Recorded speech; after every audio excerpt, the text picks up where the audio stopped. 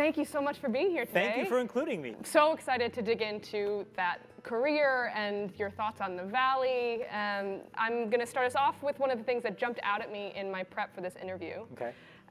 You are an extremely generous tipper. Yeah.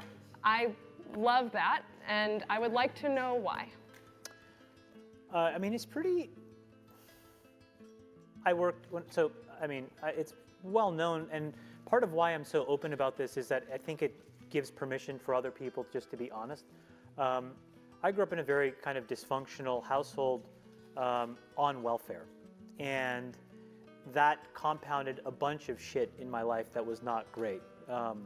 We were very focused on money. It was a huge point of pressure and tension in the family. It created massive depression in my father, drinking, it was very dysfunctional. And there was some point along the way where I was like, okay, is money like really important or not important? And I feel very lucky because I don't think if you ask my sisters, they got to the same place that I did. But I ended up not coveting it. And I found it to be something that I could use to really empower myself to do the things that I wanted to do. And so in a situation where, you go to a restaurant, if you really empathize with the people that are working there, I see people who are like me, brown-skinned, working hard, creating these beautiful experiences, and then I can celebrate it by, I guess giving a Yelp review, but you can't buy food for your kids with a fucking Yelp review. So I want to tip. And it gives me so much joy because it's like, you'll have like a $300 or $400 bill. In some cases, you tip $500 or $1,000 and you close it and they're expecting $40. And I get a little emotional, but like they will come out to you and it's transformational. And so it's so great. It's just like little things like that mean a lot to people. And just to be anonymously generous like that, I think is like, it's a great gift that I have the ability to do. That's why I do it. I love it. And it sounds like the experience of being seen and you are seen and the individual is seen and you're sharing in that. Well, together. what's funny is like 99% of the time they don't say anything because they do the bill thing afterwards. And they for sure can't pronounce my name. And so they for sure have no fucking clue who it was that gave them the tip. It's fine. It's totally fine. But I love it. I absolutely love it. My friends freak out. Now, it's caused tension, actually, because now when I go out with my friends, they know as well. And I've just made it very easy, which is like, hey, if we're going out, just like, let me just fucking pay. Just like, let's just not, it's fine. Yeah. And it makes it simpler. Yeah. I want to dig into what you were describing about your upbringing and this unique position that you've gotten to where you don't feel that you covet money, but you see its power and the use that it has in furthering some opportunities for you. How did you develop that? How do you distinguish between luck and skill? How do you end up in that position? So my parents craved money. Meaning they needed it because my dad was unemployed for long stretches of time. My mom was a sole breadwinner. She was a housekeeper, then she was a nurse's aide. And I would just see how she grinded. We didn't have a car for a long time. She takes the bus, we all take the bus. When I got my first job, it was at Burger King. I'd take the money and I'd have to give it to my parents and we would buy bus passes. And I remember telling like some of my friends, I went to a very good high school, kind of like the rich high school, not the high school I should have gone to. I was able to go to this different high school. And I would remember, I would tell them like, hey, this is like, yeah, I would be so ashamed that I worked at Burger King. They would sometimes come by and I would just be like, oh, fuck, and then at some point, it was like this release moment where I was like, this is my life. Like I can't do anything about it. This is what it is right now. And I kind of had a sense that I could figure some stuff out later, but I didn't really know. And so I just accepted it. And then the minute I accepted it, I wasn't ashamed anymore. And then when I wasn't ashamed, I could start to actually be inside my head like, what really matters. So then what happened was there was these massive racial riots in Los Angeles. And not as if the fucking American government did anything about it, but the Canadian government was like, shit, let's get all these black and brown kids jobs. Because we don't want the Rodney King riots in Toronto and Ottawa and parts of Ontario. And so I was able to take all of my dad's rejection letters, call every single one, and one of them gave me a job. And I worked at this well-known telecommunications startup in Ottawa. Ottawa had a really burgeoning tech scene at the time. And I worked in this organization that was run by this really iconic guy, Terry Matthews. And he was a billionaire. And I was like, what the fuck is that word? Like, I mean, I didn't even know fucking thousandaire. Like, I was like, what is a billionaire? And this guy was risk on. And he was just so dynamic in the businesses he had started and how he viewed his place in the world. And I was enthralled. I was 9 degrees away from him. But the cult of personality around him in that business, the lore, when it trickles down to you, was not about, you know, his conspicuous consumption or anything else. It was about, okay, we're launching this frame relay switch. Now we're going to buy this company. Okay, we're going to pivot the entire business to ATM. And you were just like, it was an amazing time. And so I took the bus to Newbridge. Complete luck that the controller of Newbridge would go from his nice neighborhood through this shitty neighborhood to get on the highway. And so he would see this guy standing by the bus, and eventually he saw me inside the office, and one day he stopped. He's like, you want to ride? You work at Newbridge? I'm like, yeah. And this guy, Sam Legg. So in the car, he was in the front seat, like beside Terry, and he was able to tell me like how this guy thought about this. I was like, because I would read it in the paper, and I'd be like, why is he doing this? And so it just completely rewired what money was. For Terry Matthews, money was an instrument of change, right? He had a market cap. He's like, wow, that's $8 billion of change, $10 billion of change, $15 billion of change. Versus there was another guy building a company at the time. His name was Michael Copeland, who ran a company called Corel, also a billionaire. And he was the exact opposite. Had a messy divorce, married some trophy wife. He took this obscene, shiny glass from his building and covered his house in it. And so you had this dichotomy of two different characters at that time in the 90s building really interesting businesses. Corel, which was a reasonable business, Newbridge, which was a reasonable business. They were both very successful, but they manifested money so totally differently. And I was like, I want to be this guy. You know, I want to be this mega compounder swashbuckling around trying to do really cool shit in the world. How do I do that? And Sam helped me because it was just like, you could understand from him what Terry cared about. And then for me, I just copied. I mean, a lot of my life, quite honestly, is just copying things that I see. There's not a lot of original thought here. It truly is not. I mean, we can all pretend we're all fucking geniuses. Honestly, be good copiers. Do you know what I'm saying? It's the best thing in the world. Like, be around high-functioning, high-quality people and just copy the shit that they do. Observe the shit that's, you know, kind of crappy, and then don't do that stuff. It's not a fucking complicated formula. When have you used that best? No, all the time. I mean, look, now, it's funny. Like, it's like, you know, like, you have a surface area of ways to spend your time now, or I do. And, you know, I'm in this midst now where we are really scaling up what we're doing as a business. And I meet these people that to me are so iconic that they were sort of like arm's length people that are now sitting face to face, and they treat me like a quasi-peer. I wouldn't say a peer, but quasi-peer. But what I see is, I see some amazing stuff, and I see some utter dysfunction in some of the richest, most important people in the world. And I have to decide, how am I going to act? What am I going to embody? What am I copying? What am I not copying? And so I get a chance to now refine my decision-making and discipline. And it's, so that's how it plays out. I don't know if I answered your question. I'm thinking very there's a deep connection between money as an instrument of change and what you're doing now at Social Well, Capital. look, here's the thing. There's about 150 people that run the world. Anybody who wants to go into politics, they're all fucking puppets, okay? There are 150, and they're all men, that run the world, period, full stop. They control most of the important assets. They control the money flows. And these are not the tech entrepreneurs.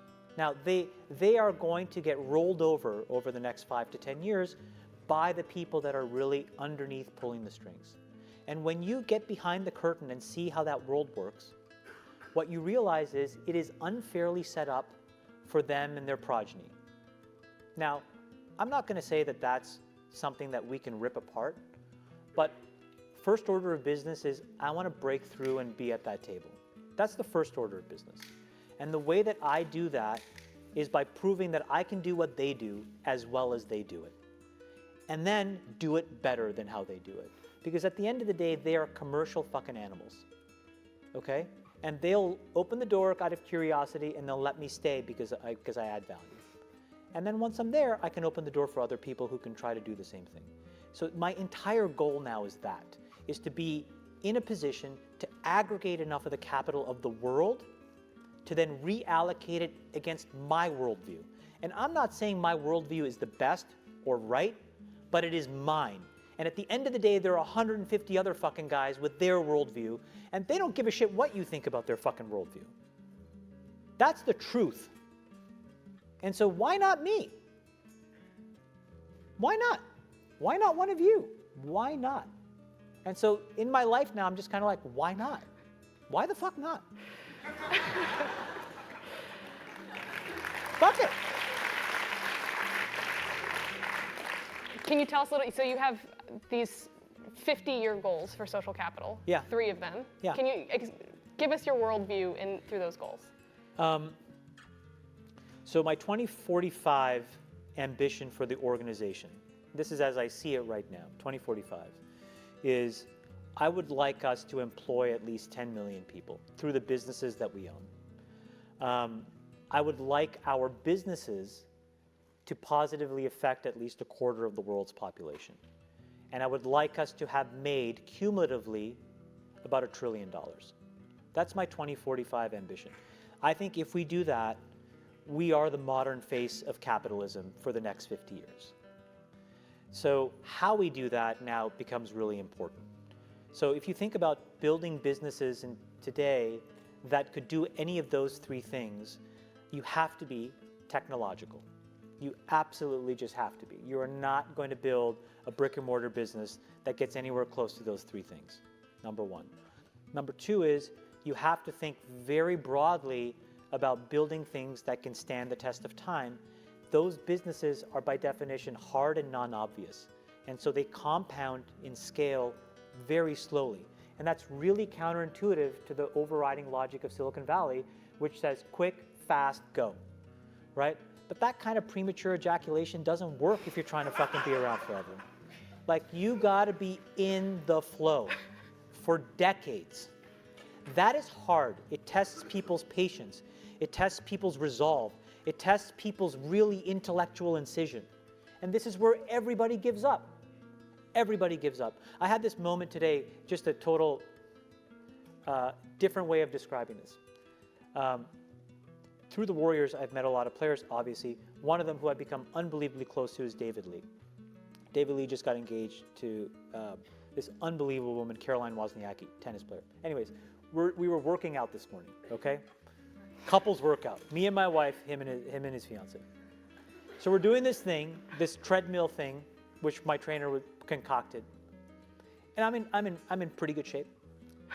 And then you see what it really means to be extremely dedicated, in their case, to something which is physical fitness, because they're professional athletes. When I give up, right, when the average human gives up, their brain goes into fucking overdrive, okay? And they're like, there's this next level burst. And so, like, it's that. Yeah. It's like when things get hard, can you double down? A different example, we had yesterday, we do these things every quarter called quarterly portfolio reviews, where incredibly intensive review of our entire portfolio, revisiting our strategy, talking about all the things we're doing to make sure we're on the right track. And I had this observation, which was, I started a diabetes business. My dad died of diabetes 3 years ago. Most of my relatives have it. I express the gene that makes me disproportionately susceptible to it. So it's something that I personally care about. But that business took 7 years to get to a place where we even have a chance of being viable. And I think to myself, in that example, I embodied a bit of Caroline Wozniacki. When things got hard, I pushed through the pain. Now, in my case, the pain was the fear of failure, continuing to write more money, a belief that I had that this business was going to work. And today, that business manages 1 million diabetics. And I think there is some kid out there whose family will be slightly less dysfunctional because their parents' disease is better managed. It's not going to go to a place where, like, they're getting dialyzed or, they're on an organ registry. And that value for that kid in our world and all of you that benefits will never be connected the dots, but that's okay. But it required just resilience. And I'm proud of that. Yeah. And so I want to bring back a little bit of that here so that it's not quick, fast, 5 million users, 10 million now, flip it, sell it, great, celebrate. It's like, hey, let's work on some hard shit together. Let's buckle down and look each other in the eye and say, we're going to support each other here. This is going to take 7 or 8 years. But if it works, it will really mean something. And it's something that matters to you for something that's other than just simple motivation of the social capital you get from your friends or money in the short term and winning bigger, longer term. We're missing that, and I think part of our success will be if we can stay focused on that. Our education portfolio is another thing. It literally looked like a train wreck for 3 years, where everybody has always said you never invest in education. And my thing was, it's not about education. This is about human capital development. It's about, for every one of you who's so smart that got into Stanford, think of all the people who could be as capable. I'm not asking you to empathize with them, but I, as a capitalist, want a starting line where all of those people can run a race so that I can pick the winner. No offense to any of you here. And it took us 3 years where now those building blocks exist, and I'm like, wow. How many times did I have to look at my partners and say, no, the easy answer is to walk away, the hard answer is to double down, we have to support this business. That culture is missing here. So part of what we're trying to do to achieve those goals is take really big, audacious points of view on the world and then train ourselves to be patient. And it's really, really hard. The entire society is set up to not be patient anymore. And I'm hearing also a conflict with this fail fast and learn mentality where if you're taking a deep and big bet, you want it to be the right one. How do you know when that's true? I think that fail fast approach works in consumer internet businesses, but I don't think it works for anything that really matters. Basically. Consumer internet businesses are about exploiting psychology. And that is one where you want to fail fast because, people are unpredictable, and so we want to psychologically figure out how to manipulate you as fast as possible and then give you back that dopamine hit. We did that brilliantly at Facebook. Instagram has done it. WhatsApp has done it. Snapchat has done it. Twitter has done it. So there are great examples. WeChat is doing it. There are great examples of failing fast is the right path to exploiting psychology of mass populations of people. But it is not how you solve diabetes. It is not how you use precision medicine to cure cancer. It is not how you educate broad swaths of the world's population. It's just not. It's taking a point of view and being methodical. It's hard. No, it's hard. I'm glad that you're taking a stab at it. By the way, if it works, it's where all the money comes. If you talk about where all of the gains, where all of the value will be created over the next 50 years, it'll be in those hard things. And the reason is because those white spaces are so wide open. The competitive pressures are non-existent. For example, today you have this weirdly academic argument about climate change. It exists. It doesn't exist. Well, we were in an ice age. Now it's warm. Of course, who cares? What's undeniable is that we're ripping apart the biodiversity of our planet. What is undeniable is that we as a human population will be forced to concentrate because certain parts of the world will get basically, subsumed by water. We do not have food supplies these are conclusively known to be true. Yet nobody's really working on a problem. And part of it is because the people won't have the ambition to try to go after it. The capital markets don't reward that kind of decision making. But if somebody were to solve it, don't you think that they are, in economic terms, a multi-trillionaire? Of course. You think food delivery is where like the next great fucking breakthrough is gonna come? You're all hopped up on fucking marijuana and you need a fucking brownie at like, what a joke. And go and look through Crunchbase and all the shitty, useless, idiotic companies that have gotten funded doing garbage like that versus climate change. Think about that. Think about that. Think about that when you guys eventually find your partner, your significant other, your husband, your wife, you get married, you have kids, you will not be able to hand off a planet that they can predictably live in. You will not. Your generation. And nobody is fucking doing anything about it. So the capital markets are just completely out of their minds. And so, yeah.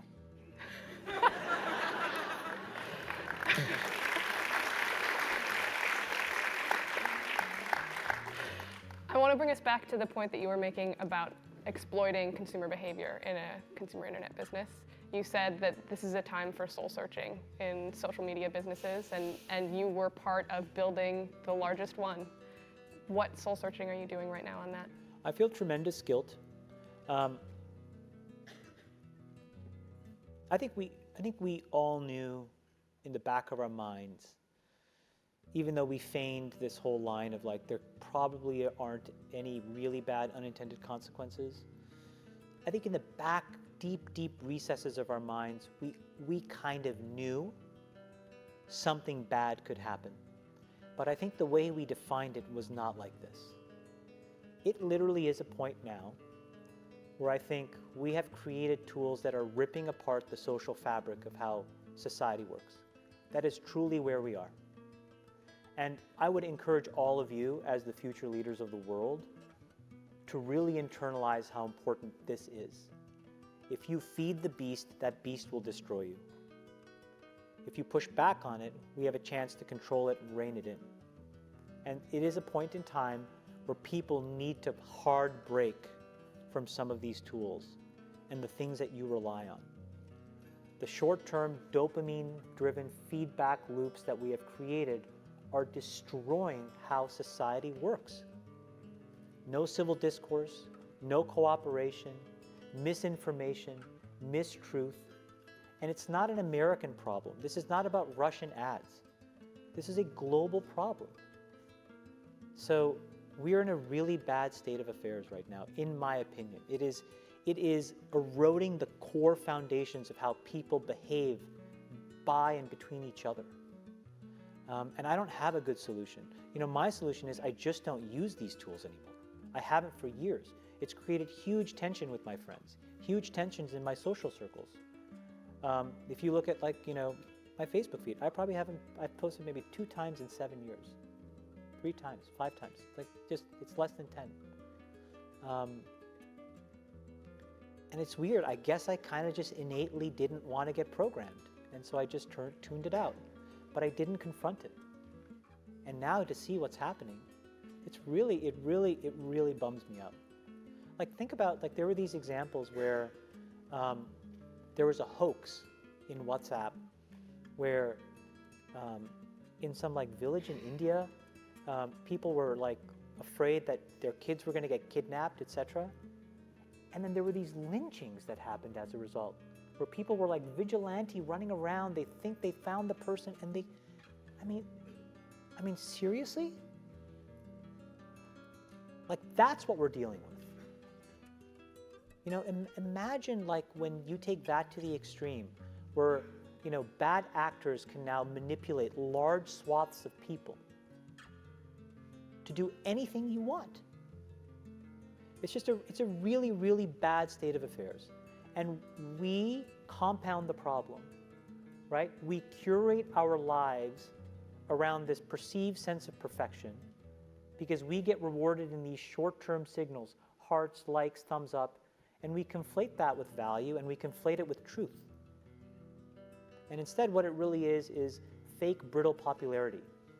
That's short-term and that leaves you even more, and admit it, vacant and empty before you did it.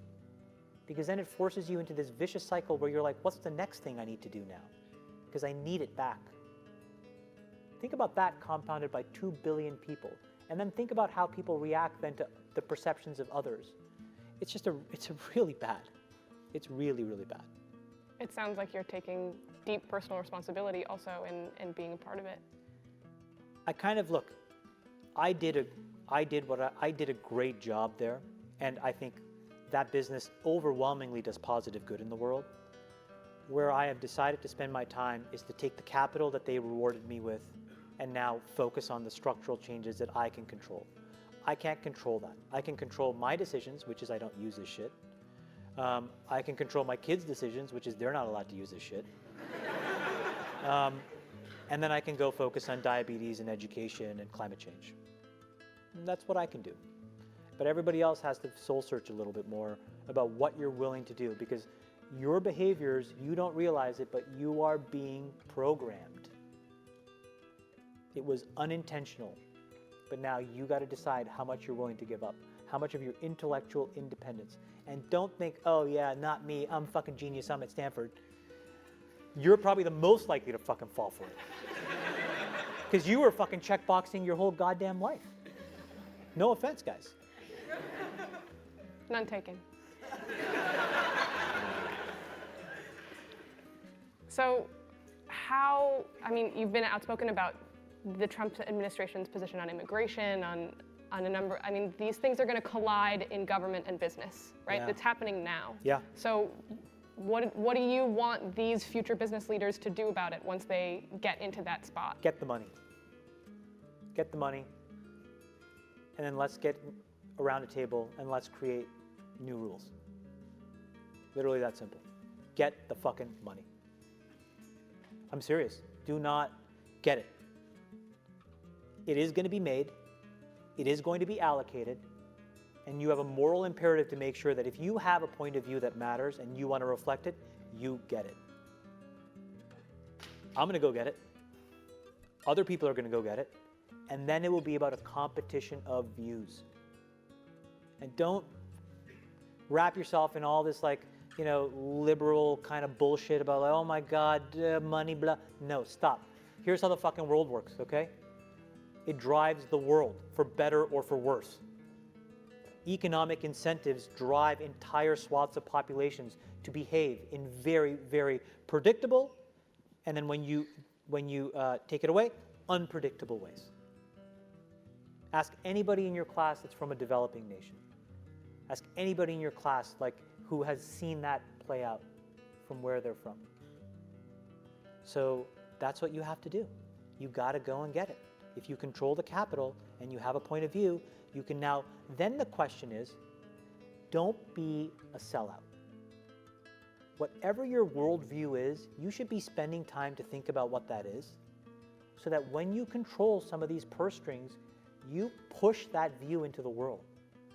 I will never judge you, and you should not judge me for what that worldview is.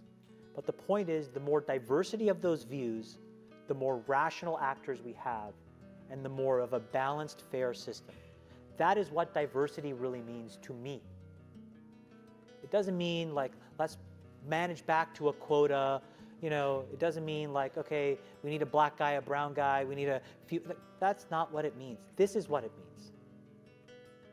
Right? There are people in this audience that have probably dealt with the same kind of life that I've dealt with. You have a very unique worldview that matters. And in the absence of capital, you're irrelevant. With capital, you're powerful. And then you decide. In small ways, in medium-sized ways, in large ways, right?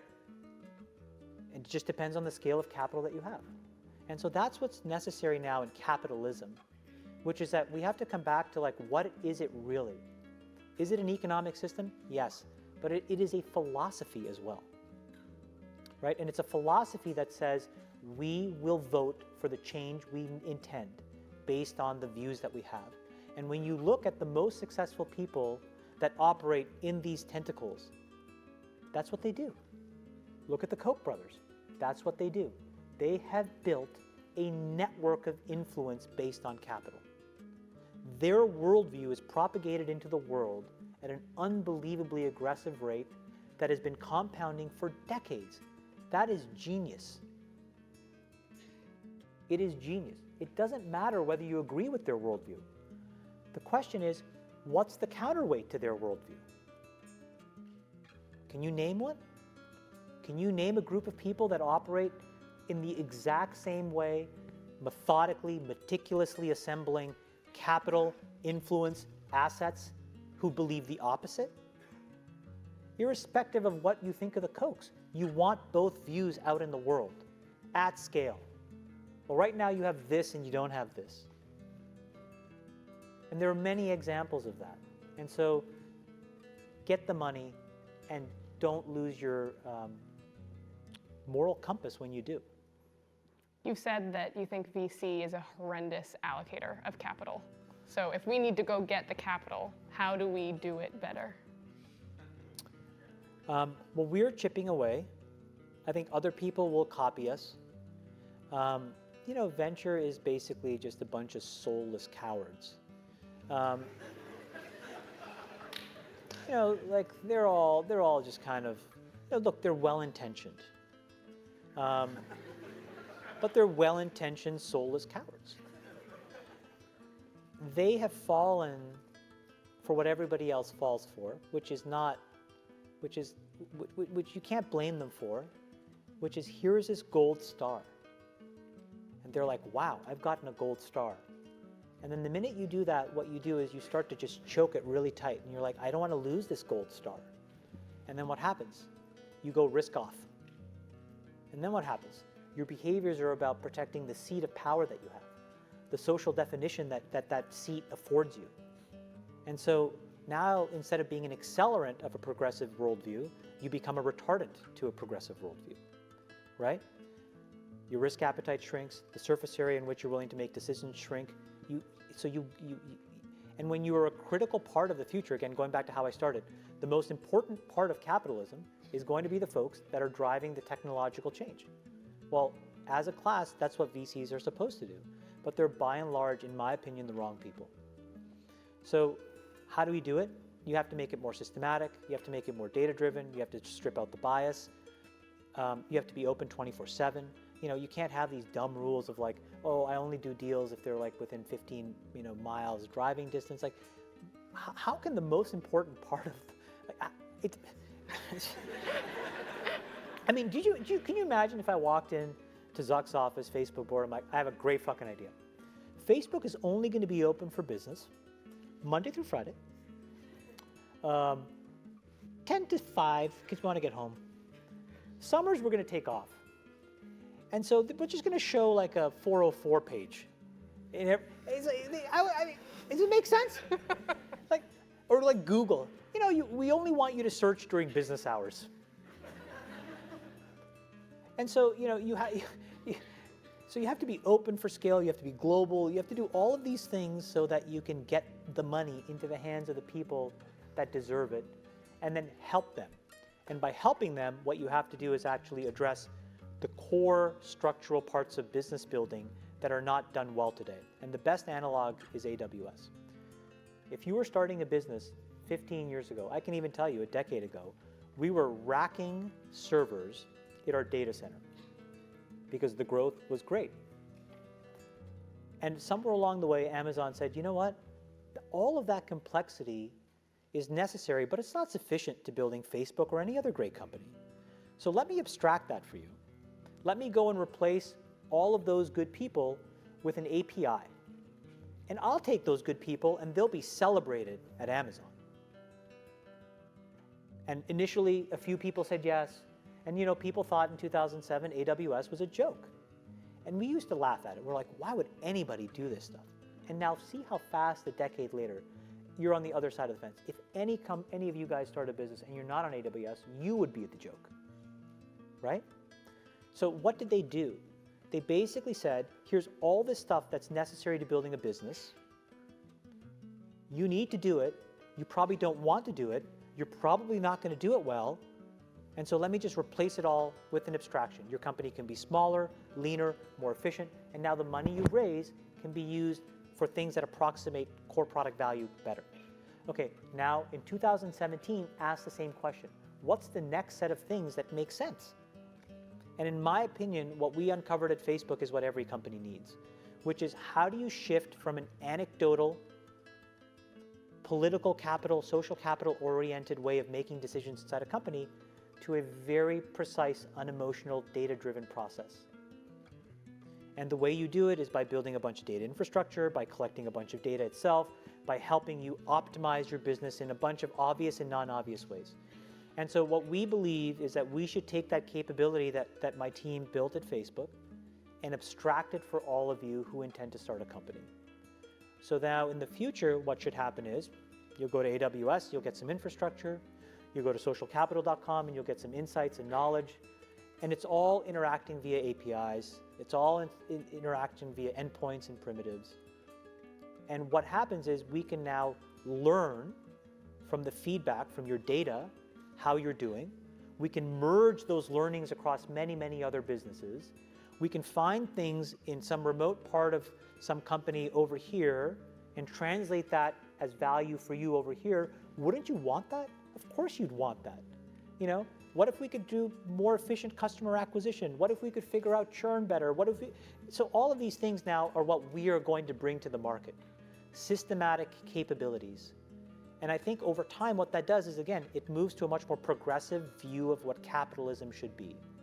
It's not the few that matched a human-driven pattern, but it's more about taking big shots, scaling up the money, being able to support people in structurally predictable ways, and allowing them to build better companies. Those companies, I suspect, will be as profitable, but they'll be smaller, they'll be more efficient, they'll have more revenue per head, all the things that you would want over time, so that instead of having 4 or 5 mega companies, you could have millions and millions and millions of smaller, better run companies. And that's my worldview. And I think if we do that, we achieve our goals, we kind of focus on all of that stuff comes together if we enable that. So what you're seeing from us is that. And it's really upsetting and disconcerting to the established sort of venture classes because it upends how they've defined their value. It's a very classic inventor's dilemma, right? They are like, in my brain is pattern recognition. But we know that that's not true. And the data shows you that that's not true. You know, simple question for all of you guys that love the lore of Silicon Valley.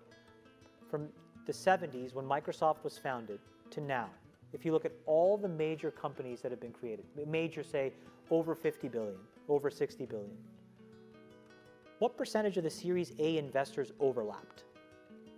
You did the A of Microsoft and you did the A of Google, or you did the A of Uber, right? Like, we're pattern recognition, again, you know, it's non-numerical, right? It's about like, wow, I like the cut of this guy's jib, you know?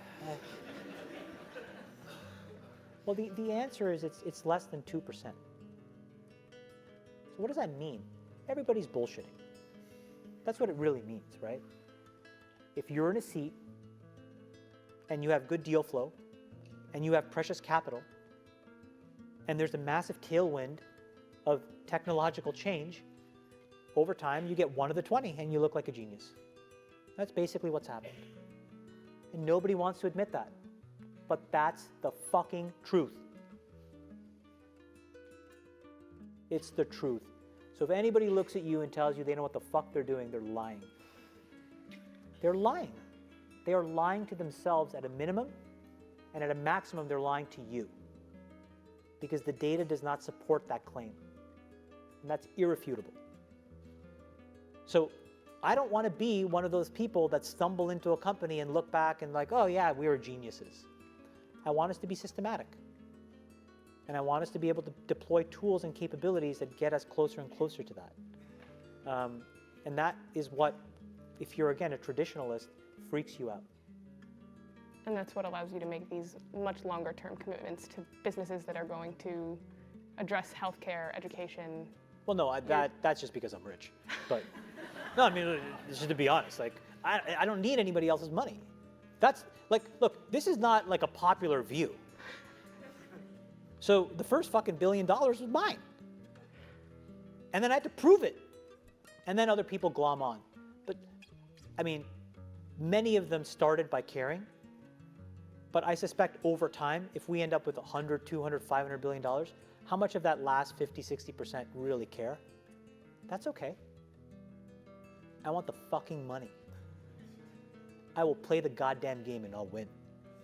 Because I want the money.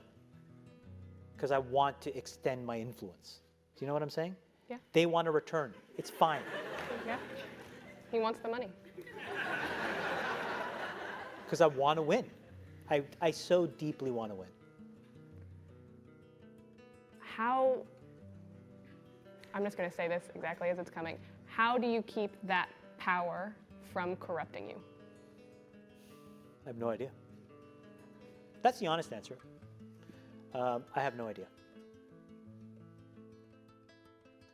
I've become increasingly isolated. It's harder and harder for me to connect because I'm so in my own mind. Like, how does this all play out? You know, how do I fundraise? How do I help facilitate good investing decisions, which really means how do I help this great team think about a more platformized approach?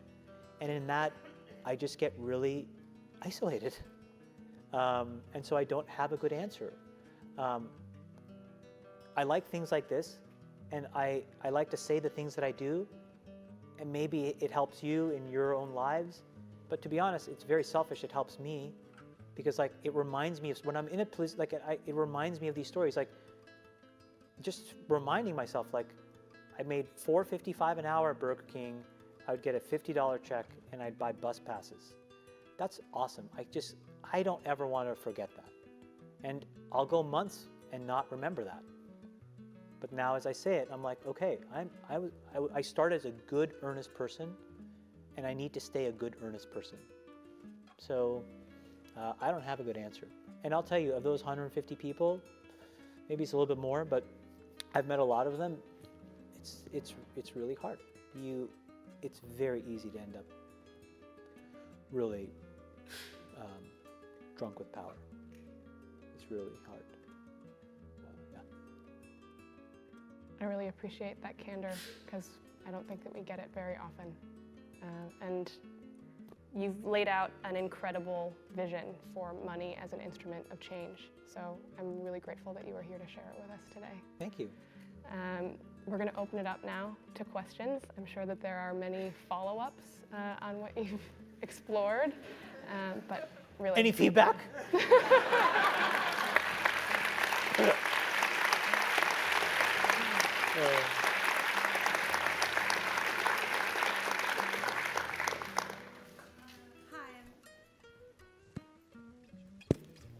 Hi, I'm Dana. I'm second year MBA at the GSB.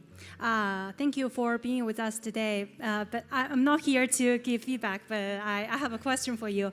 You just took Social Capital Keto Sophia public. I wonder what's your plan to run this public fund? How would that be different from running a private fund? Or it's just another way to get money?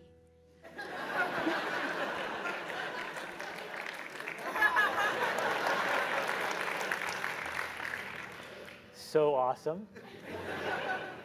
Yes. But, no.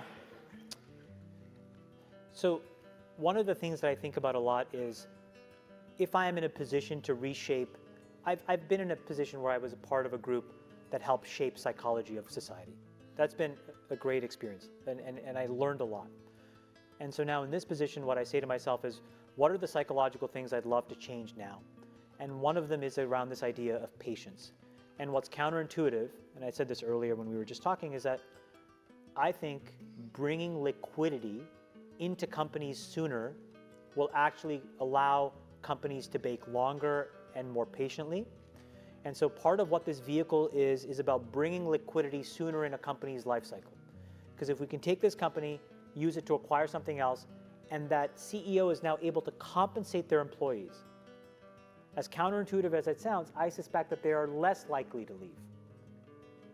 And so now you could have employees stay at a business for 7, 8, 9, 10 years, which used to be the historical norm. And now it's not. Most of you probably are thinking to yourselves, well, I'm going to get a great job after the GSB, but I should probably portfolio manage my career for the next 6 or 7 years. 18 months here, 18 months there, 18 months there, and then I'll decide what I really want to do. And part of it is because there's an incentive to sort of like build this kind of portfolio approach. But I suspect if you knew that liquidity was sort of like a more traditional, predictable thing, many people would actually say, you know what, I like these people here. I like the mission of the company. I want to continue to help advance their goals. And now that you've actually, solved my compensation problem, I'm willing to commit. So part of this vehicle is trying to turn back the incentives towards people staying at companies longer, which I think is going to be required if you're going to try to solve hard problems. Because if right now the Silicon Valley attrition rates in most companies, 20%. That means every 5 years your entire employee base is turned over. Think about that. How do you do anything valuable if everybody is new every 5 years? How is that possible? It's probably not possible. So that's what I would try to change. And get the money. I'm Carolyn. I'm also an MBA too. Your sports analogy of kind of buckling down and going into hyperdrive really resonated with me. I also realize that can go too far.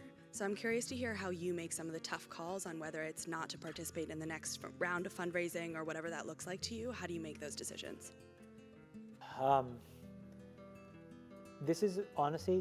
So yesterday, we spent an inordinate amount of time talking about this. We've made a bunch of decisions that I deeply regret because they were entirely monetary in nature. And what I said to the team was, I'm fine with us making purely monetary decisions, but we didn't even do those well. It's not as if we had a predictable rate of return on that said, yeah, you know what, we're just gonna kind of close our eyes here, double our money and walk away. And so the reason I brought that up to them was I was like, our decision making can't bleed over time. And right now it's very hard for us as an organization to know how much should be mission driven, how much should not. When should we really double down on things that are not working? When should we not? When should we just give up because it's just either the timing is not the right time? And quite honestly, I don't have a very good answer. But if it is the thing that we are now, I would say, the most emotionally sensitive to. Because, for example, the opposite may be true. So if the diabetes business turns out to work, does the 101st person that works at Social Capital say, fuck it, we're just going to buckle down and, when they're writing checks and all of a sudden we're 50 million deep into something that is clearly not going to work? Was that it? So I don't have a really good answer, but it is the thing that I think about the most. When do you know? How do you know to keep going for it? When do you know that it's just too much? When do you know that your decision making is bleeding into a vein that is not constructive? I have no idea. It's a great question. I think about that a lot. By the way, a lot of things, it's really powerful to be able to say, I don't know. I mean, I would just encourage you guys all to just be like, I don't know. This culture, American culture, it's this weird thing of know-it-alls. Everybody has to know everything. How the fuck can you ever learn? When is that going to be valuable?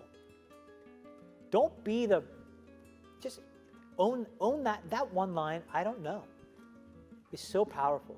And as I kind of get more abstracted, when I meet people and I ask them things, it is so endearing to hear I don't know. Because behind that is just a self-awareness and confidence that I think is increasingly rare. Now, you guys are like, oh, I'm going to fucking grin fuck this guy and just keep telling everybody I don't know. Don't do that. I mean, really own it. If you're going to say it, really own it. But I really think it's a very powerful thing to be able to say, I don't know.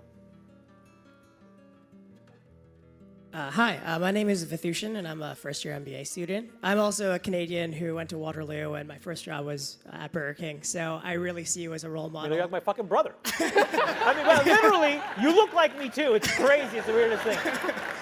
Are you planted? Are you an actor? What is going on? I swear to God. Well, you're really freaking me out right now. What do you want?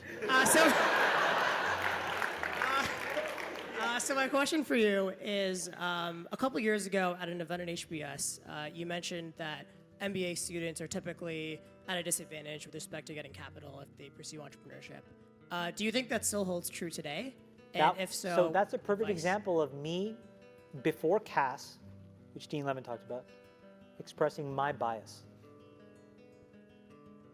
And I think part of my bias came from my insecurity about not having a grad degree. Part of my bias was like looking at people like you saying, wow, I just feel inferior to folks like you. I've felt for huge amounts of time. And so it's a perfect example where even though I can say it, what I said at that HBS thing was me just spouting off, making myself feel better about my biases. And what I would tell you today is, it can matter, it doesn't matter. I would rather say that there are ways of figuring out how valuable you are that are independent of those traditional signals, whether you have them or not. So I would say today I've changed my mind. But by the way, that's another thing. Changing your mind is so powerful. I mean, change your mind. It makes for really, really, really bursty, difficult marriages at times. My wife will tell you. But man, is it powerful in business. Change your mind all the time.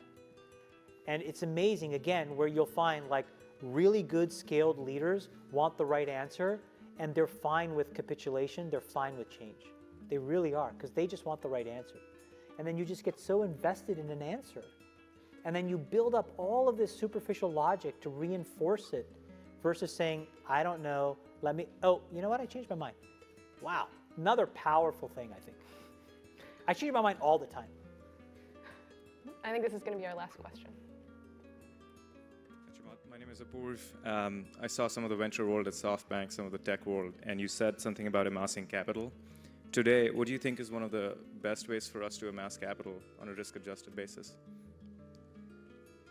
I mean, the last part is just such a sellout part. A risk-adjusted base. I don't know, fucking buy some bonds? I mean, I don't know. Here's what I would tell you, man. I think if you ask me who's building the most important, indelible company in the world, I've been very public about this, I think it's Jeff Bezos. Part of what he realized was the value of slow compounding. So here's my little theory about company value creation. The faster you build it, that is the half-life. It will get destroyed in the same amount of time. And so when you think about a lot of like social businesses, that's played out. And when you see sort of like the top, so like, you know, does it take 8, 9, 10 years to build a really great consumer business? It'll take 8, 9, 10, 12 years to destroy it. And we may see the tipping point on a couple of these businesses.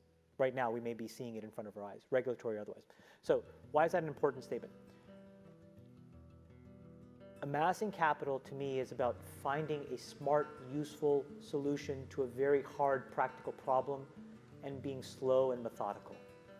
And again, this is what I'm saying. You have to rewire your brain for that to be okay.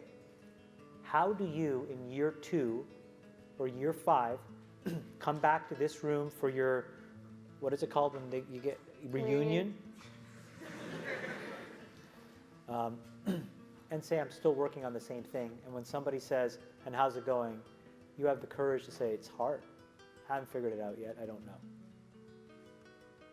But if you figure it out and you have this moderate growth, moderate compounding, that is the key. That is like, that's gold. You know, I look at like our returns, and it's so funny because it's like, you can get so enthralled by IRRs in our business. And like, you know, I have friends who run other organizations, and they're like, we posted 92% IRR. And I'm like, well, you can't eat IRR. What does it really mean? And when you unpack it, what you realize is like fast money returns can completely really decay long-term thinking and sound judgment. And so I'm like, wow, I would really love to just compound at 15% a year.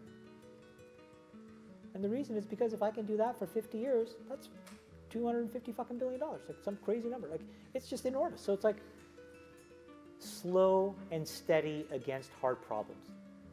Start by turning off your social apps and giving your brain a break.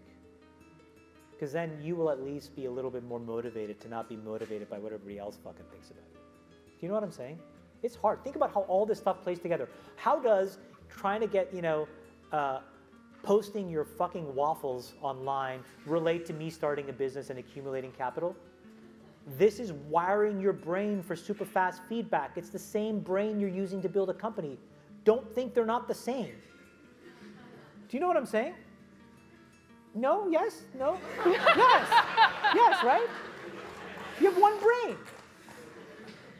So you're training your brain here, whether you think it or not, whether you know it or not, whether you acknowledge it or not. Acknowledge that these things where you're spending hours a day are rewiring your psychology and physiology in a way that now you have to use to go and figure out how to be productive in the commercial world. So if you don't change this, you are going to get the same behaviors over here. Change this. There's a reason why Steve Jobs was like anti-social media. I am telling you I'm not on these fucking apps. I'm not him by any stretch of the imagination.